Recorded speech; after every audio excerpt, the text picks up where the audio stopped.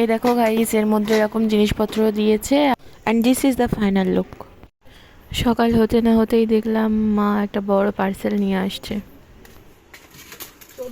তারপর আবার কি, কথা যেমন কাজ তাই সব কিছু ছেড়ে পার্সেল আনবক্সিং করতে শুরু করলাম। বলো তো সবাই, এর মধ্যে কি আছে?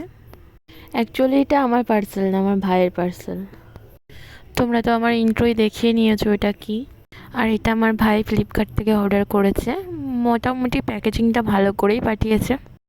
এই দেখো গাইস, এর মধ্যে এরকম জিনিসপত্র দিয়েছে আর একটা ছোট বইও মনে হয় দিয়েছিল, সেটা আমরা প্রথমে খুঁজে পাচ্ছিলাম না।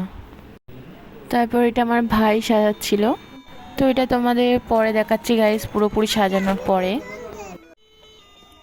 দেব, এটা কত দিবি? 10-এ? 10-এর মধ্যে কত? 8।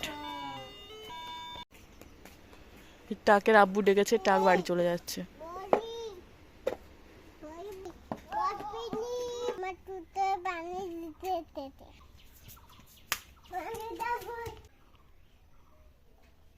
তো guys, this is the final look.